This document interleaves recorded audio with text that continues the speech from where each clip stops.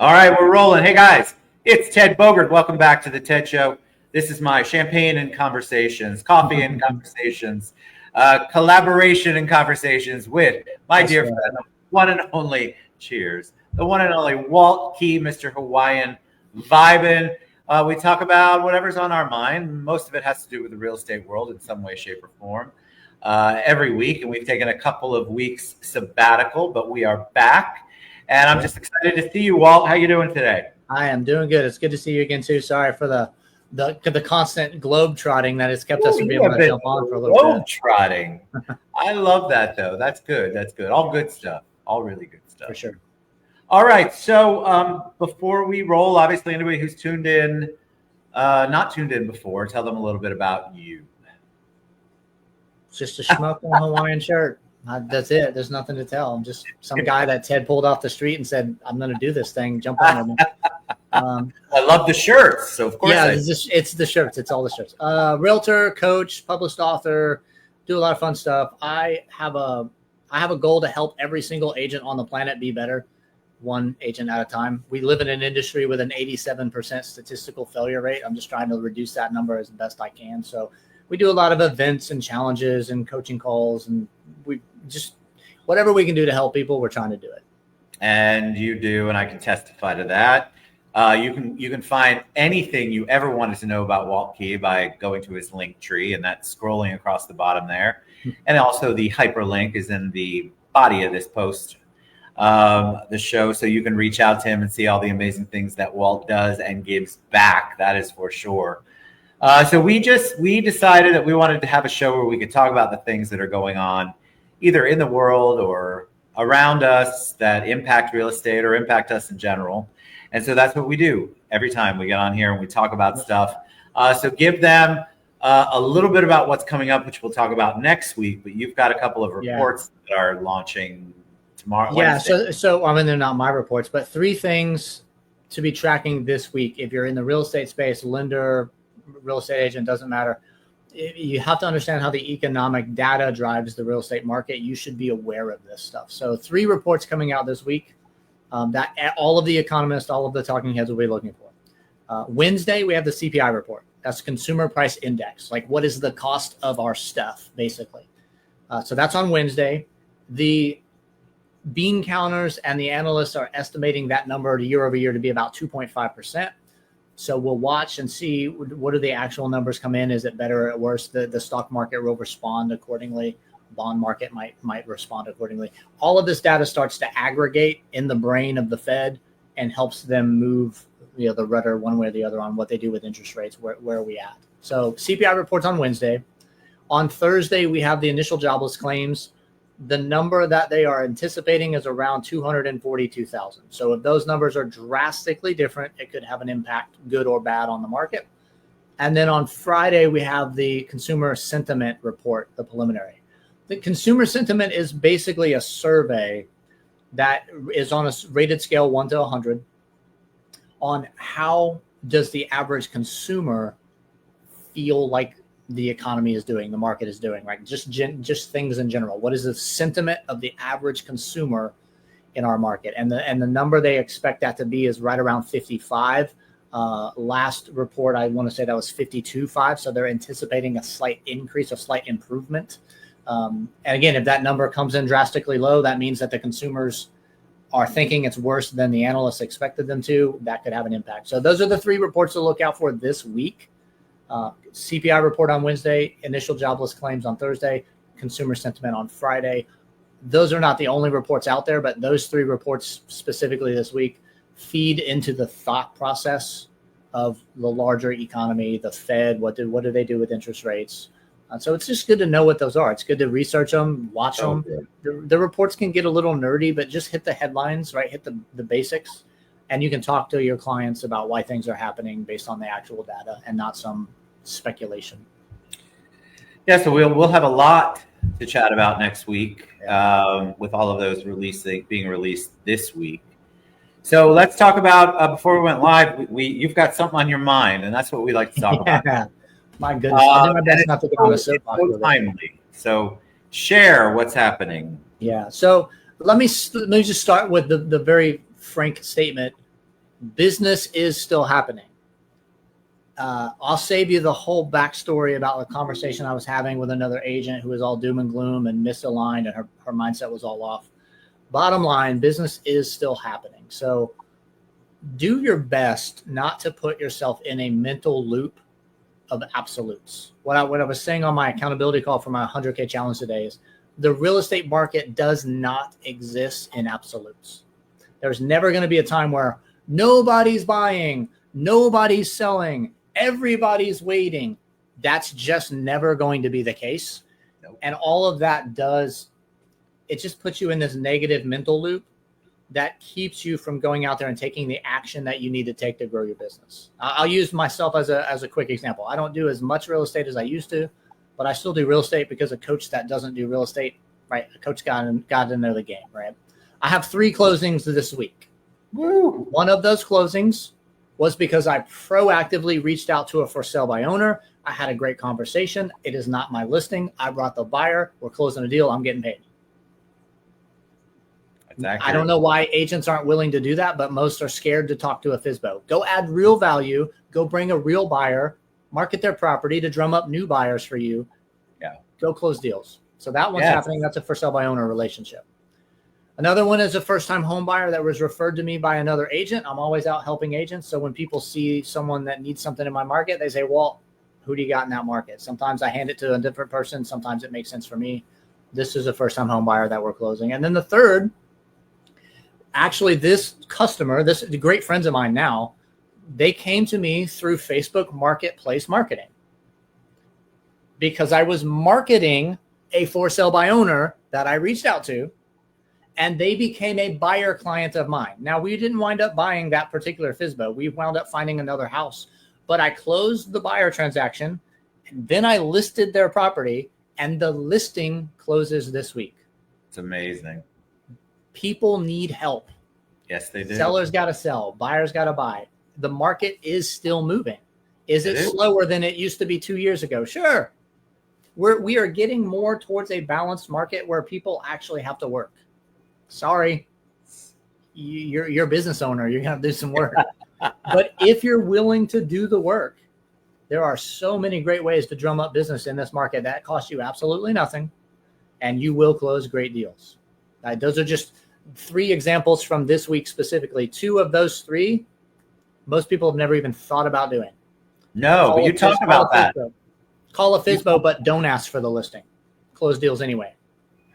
You teach Go to that. Facebook Marketplace. I do. I teach all of these. These are so simple, and I teach them in my 100K challenge. I teach them sometimes as independent courses that we do.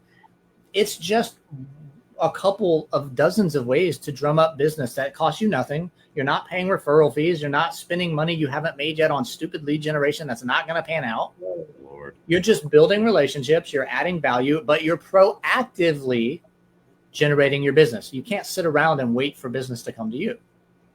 Why do you think people are stuck? And let me clarify that. I find most of the realtors I speak to are still trying to do things the way that they've always done them. And that doesn't mean basics. That means the way that they've done them in the last several, let's say 5 years of, especially starting back COVID. Yeah. And they can't figure out why what they did then isn't working now or isn't working as effectively as it did then. Can you talk to that or speak to that? Because I hear it all the time. Well, I've got 11 listings, Ted. Okay, you've got 11 listings. None of them are moving. Yeah. Okay, if you had open house, like I start asking questions. Yeah. Well, you didn't have to used to do open houses because you had 50 offers over market price, sales price. So talk a little bit about that because I think people are stuck and they don't know how to get out, or maybe they just choose not to. What's your thought process? They choose not to for the most part. I will say that some generally don't know. Their broker doesn't teach them. That's a fair, assessment. But most people are so afraid of uncertainty that they will sit idle in a losing proposition rather than go try something new, break out of their comfort zone, do something that someone showed. Like I can literally pound my head. I can show someone all of the success I have with for sale by owners. I can give them my script on how to talk to for sale by owners. I can give them my resources to share with the for sale by owner to do deals. Yes. They won't call the for sale by owner. Why is that? Because there's only two reasons. They are afraid of being told no by a perfect stranger. Ridiculous. Fear of rejection. It's a real thing. Yep. Or they are so afraid of the unknown outcome that they choose to do nothing. Yes. And those are real psychological battles that human beings fight.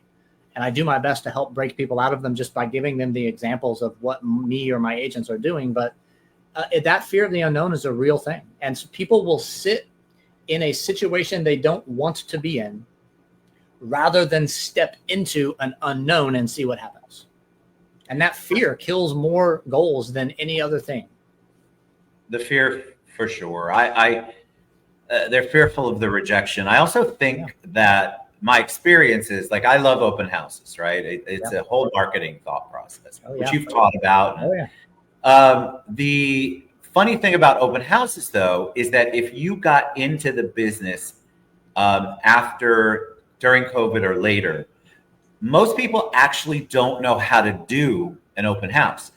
They're not trained properly. I do a lot of promotion for open houses, and I'm amazed at the agents that literally don't do a flyer, don't do promotion, don't talk about it on social media until the day of, and then they wonder why nobody's there.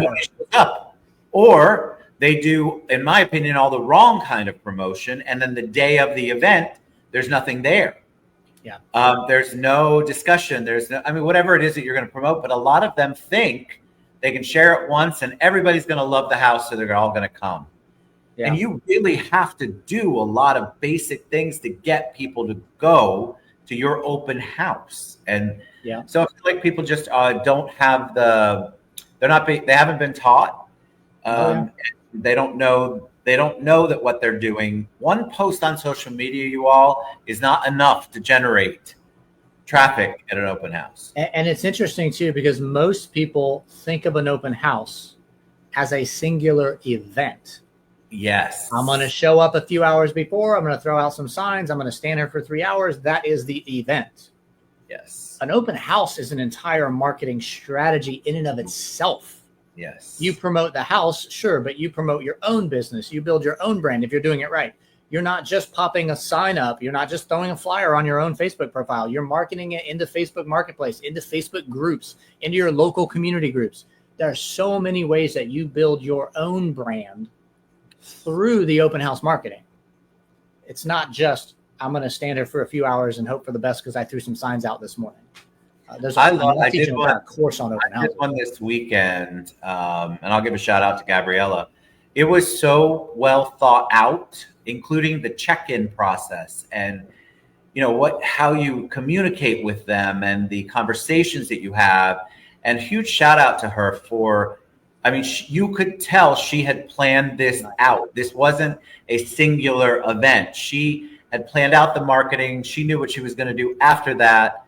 And so it was really well thought out. And then I've done some, not recently, but maybe 6 months ago, where the agent just didn't think anything through. And the only promotion that got done was mine. Well, that's okay. We had some traffic, but they were thinking singular instead of long-term. And you're right. I think a lot of people need to be either taught or retaught the power of an open house and what that means. 100%.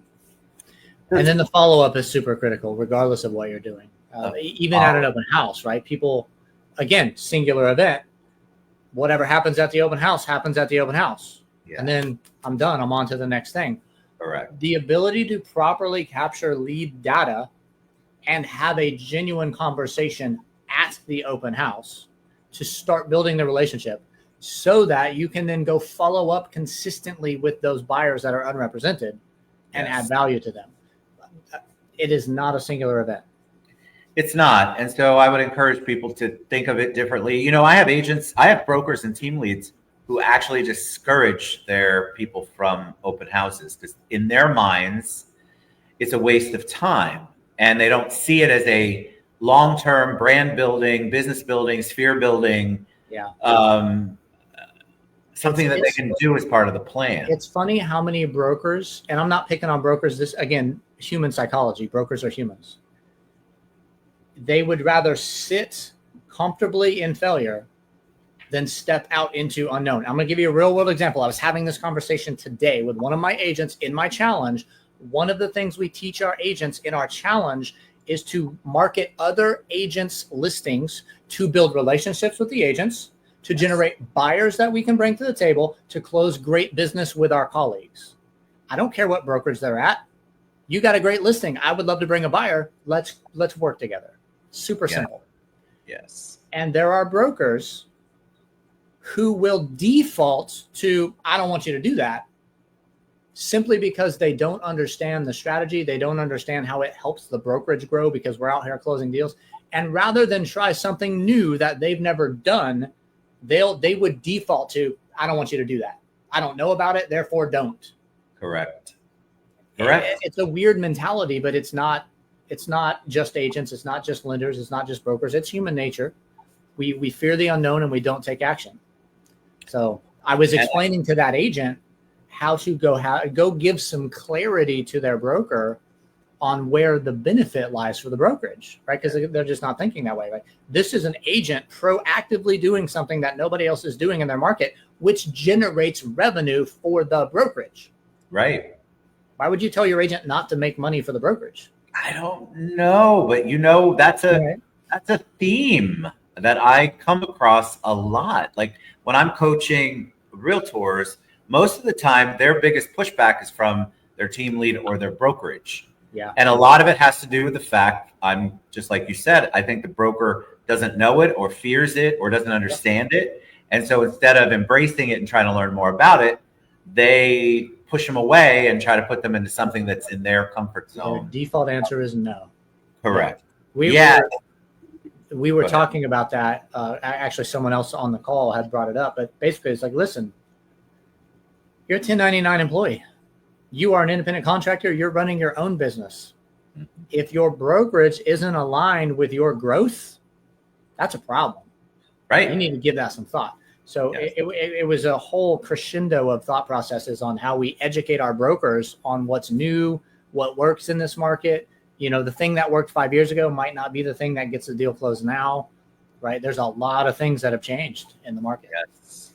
Yeah, a ton. I mean, it's, really. Back to what you were talking about, though, the market is active. So there are ways to do things and tap into areas that you haven't tapped into before. And you have to get past the fear part, which at the end of the day is just literally mindset, you all. It's mindset. And just because a stranger tells you no doesn't mean your life is over and you're a terrible agent. Yep. And here's the fun part about this for anyone who's listening and they're like, that's me. Like, I'm afraid to make a call or I'm afraid to have a conversation. I'm afraid to be told no. If you reach out to somebody and you try to genuinely offer value and they say, no, thank you, I don't want the value you're offering. Two things. One, that's a them problem, not a you problem. Right. You try to give away value. You can't give it to someone who won't receive it. That's a them problem, not a you problem. Two, you are never going to interact with that person again where they were like, are you the person 3 weeks ago that called me for 15 seconds and I recognize your voice from... It's not going to happen. It's absolutely not going to happen. So offer the value. It's on them to take it. If they don't want the value, that's fine. Go reach out to somebody else you can help. Plenty of people. Don't take it personally. Don't let it drag you down. You can only give away value to someone who's willing to receive it. That's correct. All right. Well, tell them the best way they can find you. How can they learn more about all of the good things? Just Google Walt Key Realtor. You'll find me. The link trees across the bottom. That's the best way. I'll be the only schmuck in a Hawaiian shirt with the name Realtor next to him. You'll find me. Awesome show today. Thank you so much for sharing your wisdom, my friend. If you guys have questions for us, want to talk about something, shoot me a message, shoot Walt a message, get in touch with us. We would love to hear from you. And we'll be back next week with all of those reports we talked about today and talk about that. But seriously, if you have any questions, we're both open books. We'd love to help you. All right, my friend. Thank you so much. Guys, we'll see you next week. Bye, everybody.